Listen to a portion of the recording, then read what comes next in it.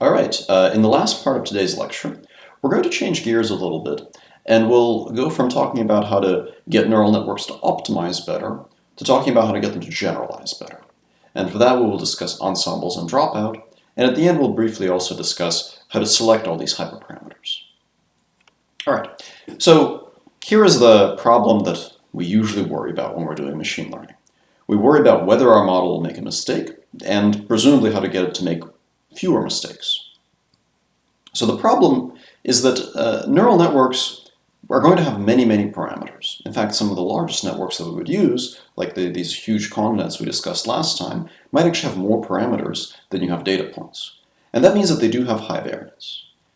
Now, their variance is not nearly as high as we would expect from basic learning theory. So basic learning theory kind of classically would tell us that such over-parameterized models should do very poorly, but in fact they don't. They do very well, at least when they're provided with large data sets. So their overfitting is often not catastrophic if you have enough data, but they still do have variance, meaning that if you train them on different data sets from the same distribution, you will get very different solutions.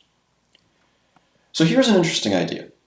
If we have multiple high-variance learners, basically if instead of training one neural network, we can somehow train many neural networks, maybe these multiple neural networks will all agree on the right answer, but they'll disagree on the wrong answers. This is another way of saying there are many more ways to be wrong than to be right. So if you're classifying ImageNet that has 1,000 possible classes, there's only one class that is correct for any image, but 999 that are wrong. So you would hope that if you have high variance and you train multiple different models in some independent way, then they will make independent mistakes, which means that when one of the models makes a mistake, another one might too, but they might make mistakes in different ways. And perhaps you can leverage this to actually get better solutions by basically looking for the answers on which the models all can agree and ignoring the ones on which they disagree. And that's the basic intuition behind ensembles, which we'll discuss next. So let me illustrate this intuition graphically. Let's say that we are solving a regression problem, and let's say that this green curve represents the true function, and the blue points are my training set. And I train a large neural network model, and maybe its solution is represented by this orange line. So the orange line is pretty good in the vicinity of my training data, but it's pretty bad away from the training data.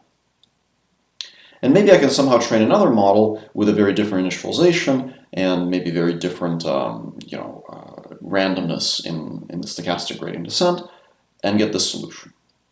Now both these models are good on the training set, and both of them are actually pretty bad in the test set. And maybe I'll train another one, right? However, if I look at the average of all three of these models, maybe their average will actually be pretty good. Meaning that they all will disagree, but kind of on the whole, their mistakes will be centered around the right answer. Now, of course, this picture is a little bit idealized, but that's the basic intuition. That basically, if you train enough models that all disagree in different ways, maybe their average will actually be a pretty good solution close to the true function. All right. So what I'll describe next is kind of the theoretically principled way to construct what are called bootstrap ensembles. And then I'll discuss how it's actually done in practice in deep learning. And oftentimes in deep learning, practice deviates somewhat from the theory based on what we see working well. Okay, so variance is quantified, as we discussed earlier on in the course, as the expected value of the difference between the model that we get from training on some data set D and the average over the models over all possible data sets from that training distribution. So f bar here, the average, is just the expected value over all data sets we could get from our training distribution of the function that we would get from training on that data set. Okay? So, as we discussed earlier in the course, if variance is high, you would expect your error to be high. However, we could ask, well, maybe we can actually estimate this f bar. Because if we can estimate f bar, then we should be able to eliminate a lot of our variance. Right? Because if we can estimate f bar, f bar will be close to f bar because that's kind of the definition of variance, and then this will go to 0. So can we actually estimate this expected value? For example, could we somehow get m different training sets, train a different model on each one, and then average together those models. Essentially construct a sample-based approximation to this expected value. Then we would expect that if all these different FD models disagree and make different mistakes on test points, then maybe their average will be forced to agree on something close to the right answer. So if we were somehow given many different data sets, we could do this pretty easily. But where do we get these data sets, right? If we actually had like 20 different data sets, we would probably be better off just pooling them into one giant data set and just training on that, instead of keeping them all separate. So can we cook up multiple independent data sets from a single data set without having to actually have less data? So a simple, naive approach would be to take a big data set and just chop it into m non-overlapping parts. But that's wasteful, because then you're essentially training each model on a much smaller amount of data. And at that point, you're probably better off just training one big model on everything than trying to chop up your data sets into little parts and then average together the resulting models. So that's not good. That's not going to give us what we want. But maybe we don't need those m data sets to actually be non-overlapping. Maybe we can somehow construct independent data sets out of one large data set, where those independent data sets are actually the same size as the original, but just different from one another. That seems a little mysterious, but it turns out to actually be possible. So what we're going to do is we're going to construct multiple overlapping but independently sampled data sets. So if our original data set D consists of tuples xi, yi, and let's say we have n data points in D, then we will construct n different data sets, each of them is called dj, that also each contain n points, where each of those points correspond to indices in the original data set that are each selected randomly from 1 to n. So we will basically generate n random integers, each of them between 1 and n, and those will be the indices of the points in the dataset dj. So we'll get these indices ij1, ij2, etc., all the way to ijn, and then we will construct the dataset dj as consisting of xij1, yij1, xij2, yij2, etc., all the way to xijn, yijn, where each of these ij indices is just a random integer between 1 and n. So we are essentially resampling data points from the original data set. So let's, if this indexing scheme is a little bit unclear, let's just walk through how that would work. This is called resampling with replacement. So let's say our original data set has 3 points, so n equals 3. Of course, in reality, it would have a lot more, but in order to draw this on the slide, I have to use a pretty small number. So let's say we're constructing our first resampled data set. We would roll a 3-sided die, and let's say the random number we get is 2. That means that we select x2 as the first element in D1. Then we roll a 3-sided die again, and we get a 3. That means that we pick x3 as the second element in D1. And again, we get another 3, and then we pick x3 as a third element. And you'll notice that some data points in the original data set were selected multiple times, and some were not selected at all. And that's okay. But the total number of data points is exactly the same. And then we would construct D2, same thing, we would generate a random integer between 1 and n, and that determines the first data point, another random integer, second data point, another random integer, third data point. And again, we get another data set of the same size as the original, but different. And because of the procedure that we're using to construct these data sets, see, we know that the data points in the original data set were sampled IID from the training distribution. So if we sample new data points IID from the original training set, they will also be IID samples from the original training distribution. And because they're sampled independently, because we generated an independent random index for each one, they actually end up being IID samples from the same original distribution. So these data sets are actually going to end up statistically being independent. And that's very good because we can use this to then construct multiple different functions that are going to look a lot like f-bar. So then we're going to train a separate model, a separate neural net on each of these DJs, completely independently of one another. And those models, if we're doing classification, we can refer to them as p theta 1, p theta 2, p theta 3, etc., all the way to p theta n. So What distinguishes these models from one another is that they'll have different parameter vectors because they were trained independently of one another on different but closely related data sets. And once we have these different models, then we have to somehow combine their predictions when classifying a new test point. So how do we actually predict? How do we get a prediction out of them? Well, the principled approach is to actually average together their probabilities. So you run these models forward, get the probabilities out of their softmax, and then you actually average together the probabilities to get the ensembles predictions. And that can work really well. A slightly simpler, but still very effective approach is to simply do majority voting. So instead of looking at the actual probabilities coming out of these networks, we could also just ask them to predict what they think the right answer is, and then output the answer corresponding to the majority vote of the networks. Now take a moment to think about why the majority vote approach might be maybe a little bit worse than averaging the probabilities in some cases. What is it that we lose when we just use majority vote? Well, if we have a very large number of classes, like for example the 1,000 different categories in ImageNet, then the class that the network thinks is most likely is very likely to be wrong. But maybe the network still assigns a high probability to the second most likely class, and that one might actually be right. So maybe a network might think that a particular image is 51% likely to be a wolf and 49% likely to be a dog, and maybe dog is the right answer. But if you do majority vote, then all these different networks, maybe they all assign 49% probability to dog, so dog might actually end up losing out.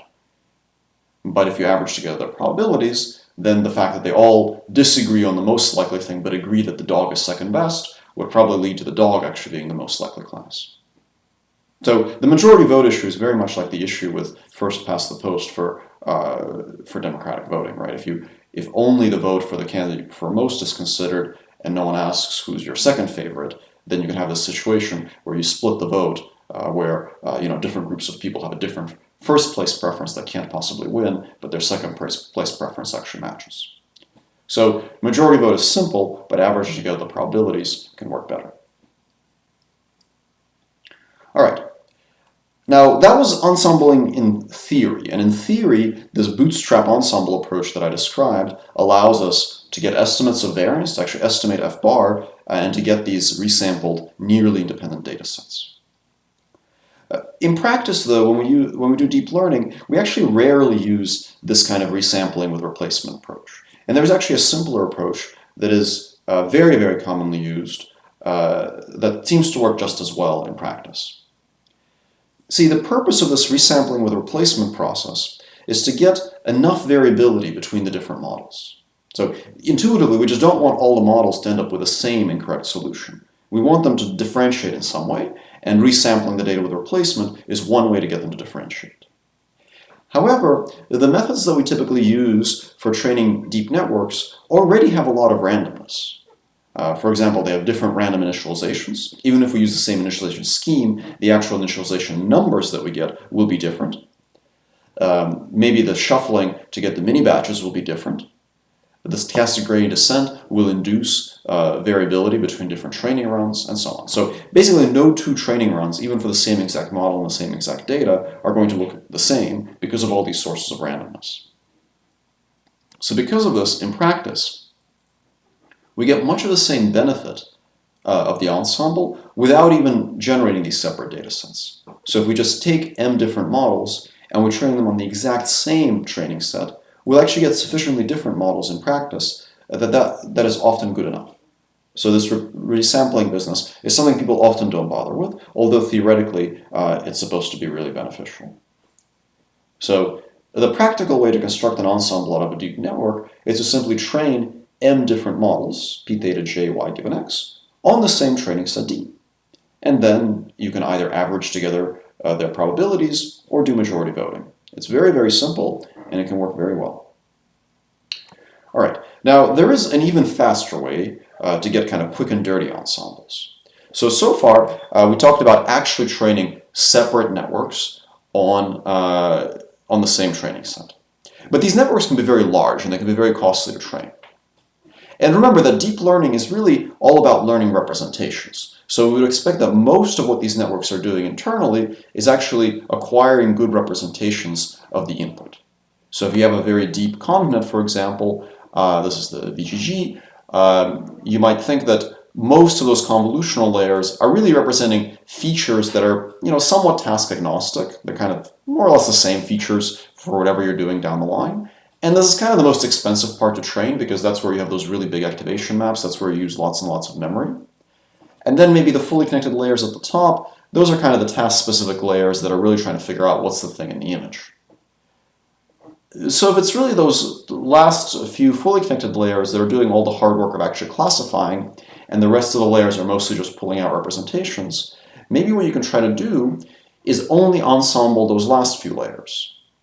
So perhaps you can train multiple different networks, but have them actually share the trunk that actually performs feature extraction.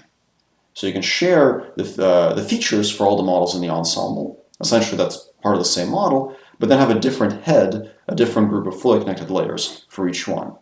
So the way this would look is that you would essentially just initialize this multi-headed model with different fully connected layers, multiple groups of fully connected layers, but a single convolutional trunk, and then just because of the random initialization, the different fully connected layers will get initialized differently.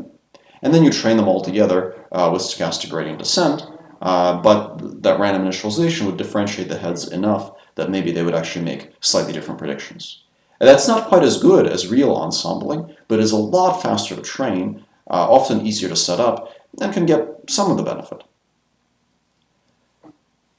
Now you could go even further if you're really concerned about the computational cost of building your ensemble. So even faster ensembles could perhaps be obtained by simply grabbing the models in the ensemble as different checkpoints of a single training run. So one of the papers that you can check out that describes this idea is referenced at the bottom of this slide, called Snapshot Ensembles. Train one, get n for free. So the idea here is the following. We're going to save out parameter snapshots over the course of neural network training. And we'll save them out maybe once every few hundred epochs.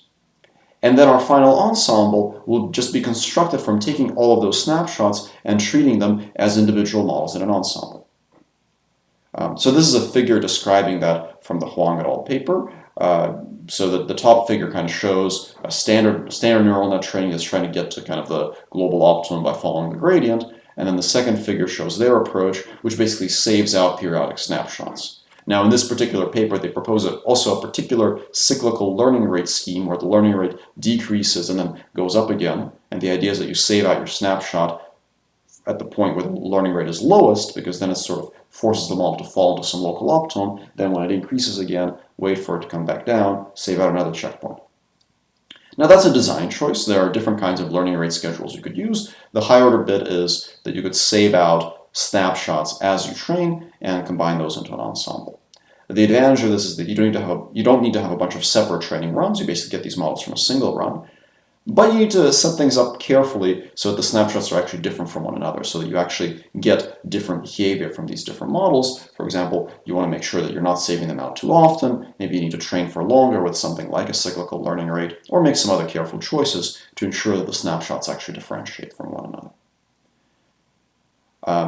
When you combine predictions from this kind of ensemble, you could do the same thing that we did before. You could average together their probabilities or do majority voting. But because they actually came from the same training run, another really simple trick you could do that turns out to actually work surprisingly well is to simply average together their parameters. And it might seem surprising that this should work, but it actually ends up yielding pretty decent results in practice. All right, so here are some comparisons. This is a VGG on, I believe, on CFAR 10. The baseline is just a single model trained for a while, and that gets an accuracy of 0.837. Then there is a kind of a classic ensemble. This is without the resampling, but with 10 separate independent models. And there's two methods of using the ensemble, averaging together the probabilities and voting. And you can see that averaging is a tiny bit better. And then there are the next three rows are using the snapshot method, And here the ensemble is bigger. It has 25 models, and it performs better. It probably performs better mostly because it's bigger. So it's not that anything about the snapshotting is inherently better, just a bigger ensemble is better. And the parameter averaging actually turns out to do pretty well. Not quite as well as averaged together the probabilities, but pretty good. Okay. Now in practice, your mileage may vary in terms of how well ensembles work for you. Generally, some ensembling pretty consistently helps over no ensembling, but precisely how much it helps and which of these techniques helps the most will probably depend somewhat on your problem. Now, one of the things that we kind of got a hint of in this table in the previous slide is that ensembles work better when they're bigger. So the bigger the ensemble, the better it works usually. But making huge ensembles is really expensive, especially if you're actually training M independent models. It's essentially M times more expensive. If you want an ensemble of 100 models, you're going to spend 100 times more computation to get it. Now that computation is easy to parallelize, but it still costs you something. Sometimes it actually just straight up costs you real money because you need to pay for that compute. So here's an interesting question. Can we make a huge ensemble out of just one network? Can we somehow take one network and chop it up into parts and get a giant ensemble out of it? So that's essentially what a technique called Dropout tries to do.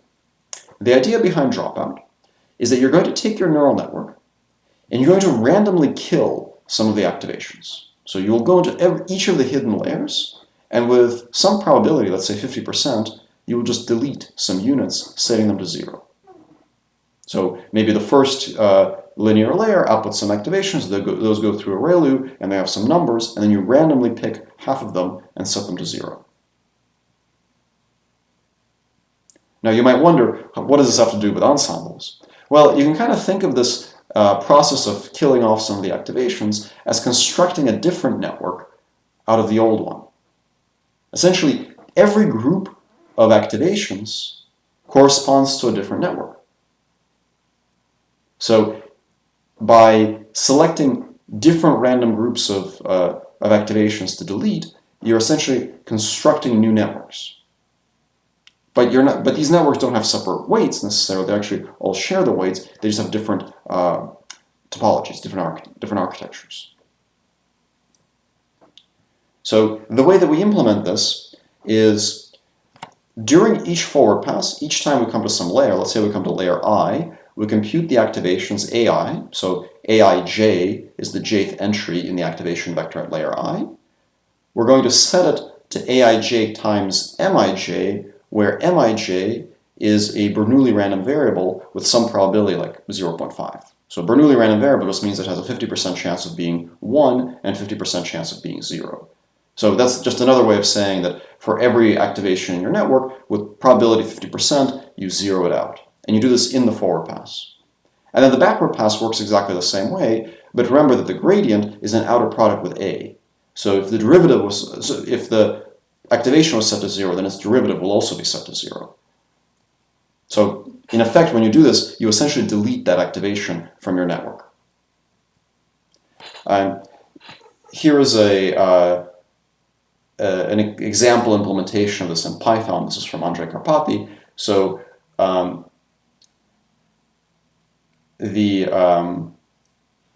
this is a forward pass in a 3-layer network. So you can see the line right after the comment, h1 equals np.maximum 0 np dot w1x plus b1. So np dot w1 comma x plus b1, that's just a linear layer with weight matrix w1 and bias b1. And the maximum, that's a ReLU, right? So that's a rectified linear unit. So h1 basically computes the activations after the first linear layer and its corresponding ReLU. Then the next line, u1, creates a random mask. So it essentially creates a vector of random numbers with the same dimensionality as h1, but each of those numbers is either 1 or 0 with probability p, which is chosen to be 0.5. And then it simply performs a pointwise multiplication. So it multiplies every entry in h1 by the corresponding 0 or 1 entry in u1, which basically zeroes out half the activations. And then it does the same thing again. Okay, so that's a practical implementation of Dropout. All right, now how could this possibly work? Like, it seems like we just made this really ad hoc thing where we just go in and like kill half the activations. Like, you know, if someone were to go into your brain and like delete half the neurons, you would probably have a really hard time concentrating. And we're doing that to our neural network. Like, how could that possibly be good? Well, the intuition behind why Dropout works is that it forces the neural network to build redundant representations. So if you think of these units, of these activations as basically features, the neural network is trained to deal with the fact that no feature is reliable. Every feature has some probability of being deleted. So it can't make predictions based on only a single feature. It really needs to have a variety of features and really pay attention to all of them in case some of them are getting randomly deleted. So this is kind of a cartoon illustration, but if you imagine you have a bunch of features that you're extracting for pictures of animals, like does it have ears, does it have a tail, does it have a mischievous look, right? Well, if you can't rely on any one feature being always present, if every feature can get deleted with some probability, then you need to make your prediction about whether it's a cat or not by really looking at the combination. You can say, well, just because it doesn't have a tail doesn't mean it's not a cat, because maybe the tail feature just got deleted randomly. So it forces the networks to be robust and to be more reliable. And as a result of this, you actually end up with more effective training and networks that perform quite a bit better. So you can think of every dropout mask as essentially defining a different model, a model where some of the features that were present before are now absent. So in effect, when you train in this way, you get something that looks like a really, really huge ensemble, right? Because every combination of feature deletions can kind of be thought of as a different model.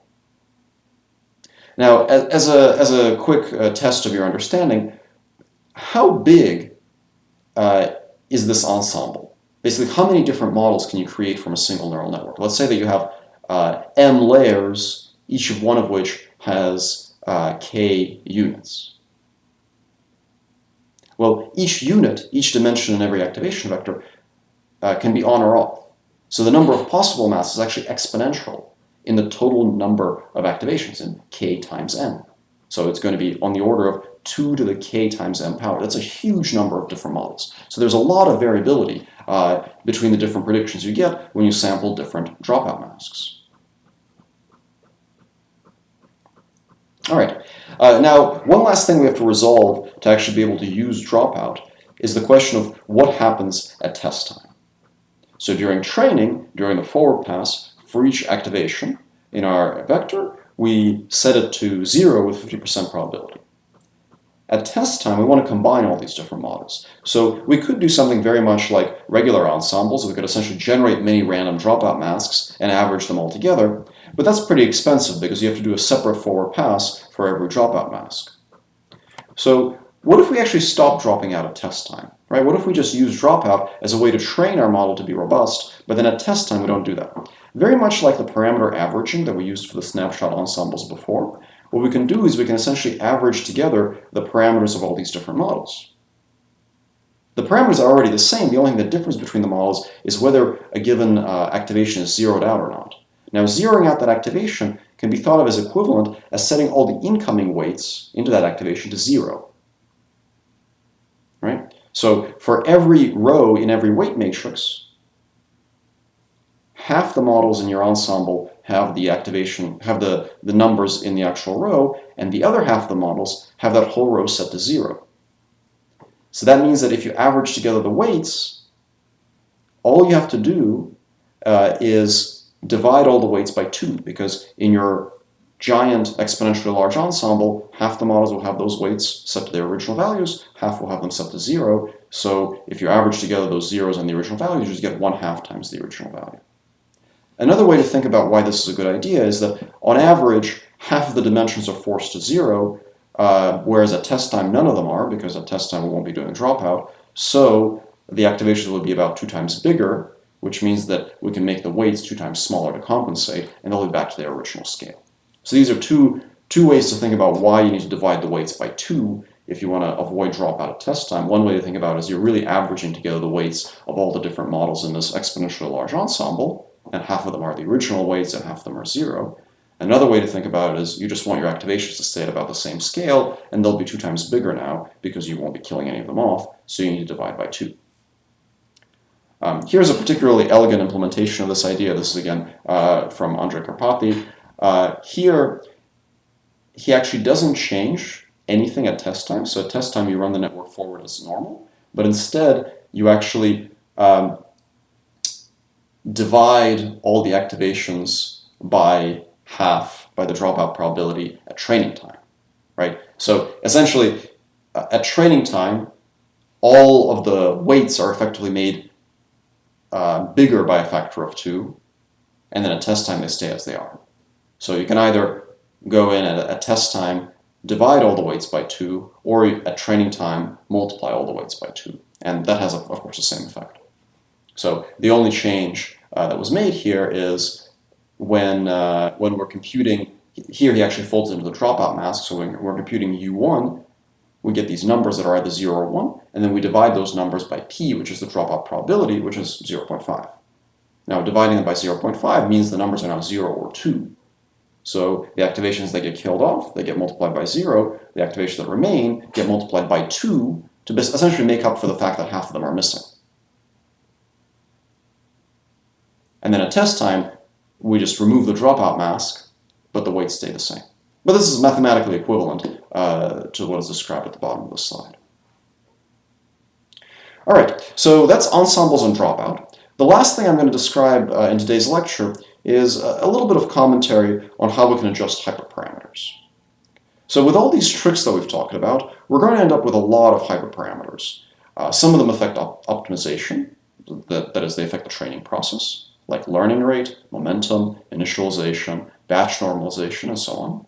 Some of them are going to affect generalization, meaning how well does the network perform on the validation set, like ensembling, dropout, the architecture, the number of layers, the size of those layers, and so on. So how do we select all these hyperparameters? Well, one really important thing to do is to recognize which hyperparameters are supposed to affect what. So, for example, bad learning rates, momentum, initialization, they're mainly going to affect the training process. So if they're chosen badly, they'll show up pretty early on in training. So one of the ways that you can tune these hyperparameters is just adjust them, start training the network, look at the training error, and see how the training error evolves in the first few epochs. Whereas some other hyperparameters, like changing the number of layers and so on, are mainly going to affect your validation performance, and their effect will only be apparent later. Now, if you're tweaking optimization parameters like learning rate and momentum, you can still use validation error. If you're not overfitting, validation error and training error will look pretty similar. But if you're adjusting things like dropout, using ensembles, changing the architecture, there you really need to be looking at validation error, because most of these things will actually make training error worse. It's often a good idea when adjusting hyperparameters to do kind of a coarse-to-fine search.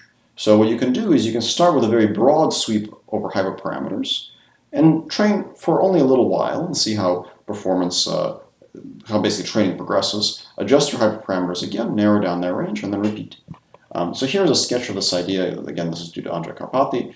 The example here is a short 5-epoch log space learning rate and weight decay sweep.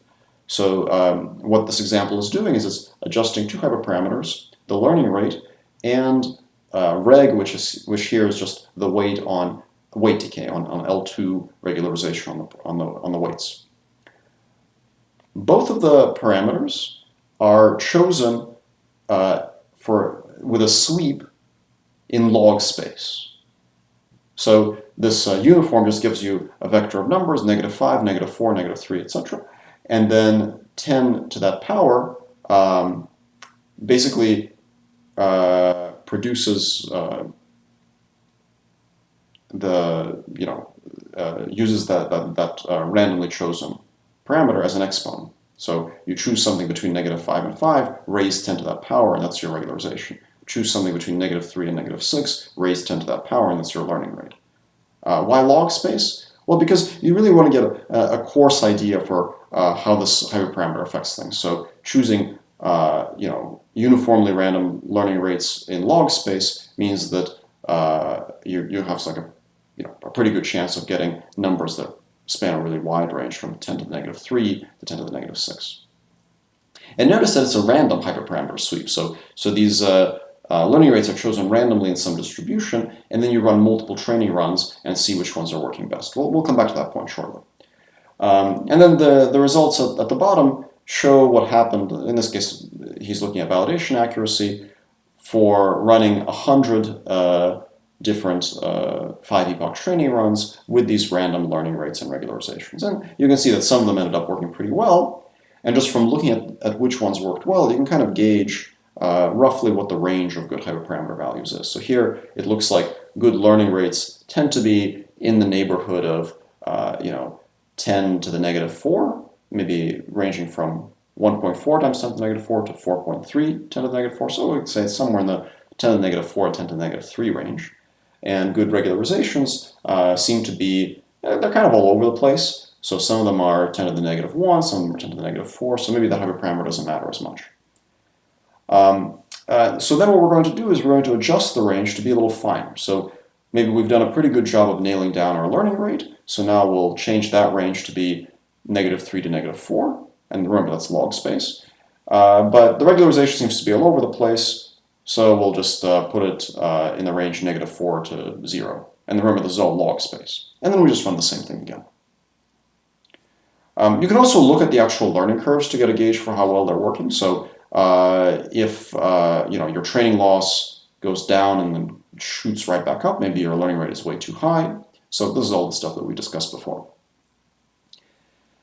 Now, why do you want to do random hyperparameter searches? You could do a grid search. A grid search where you basically have regularly spaced parameters is very convenient if you want something very interpretable. But a random hyperparameter search is actually a lot more efficient in practice. The reason for it is very nicely illustrated by this figure from a paper by Bergstra and Bengio, which shows that if you have two hyperparameters, where one of them is really sensitive and the other one is insensitive. So the one plotted on the horizontal axis is a really important hyperparameter that has a huge effect on performance. You can see there's a big peak in one place. Whereas the other hyperparameter has relatively little effect on performance, which is actually the case in the example up above there with the learning rate and regularization, because in that example, the learning rate has a huge effect, and we really want to pick it to be between negative 3 and negative 4. Whereas the regularization seemingly works pretty well for a wide range of values from negative 1 to negative 4. So the point of using a random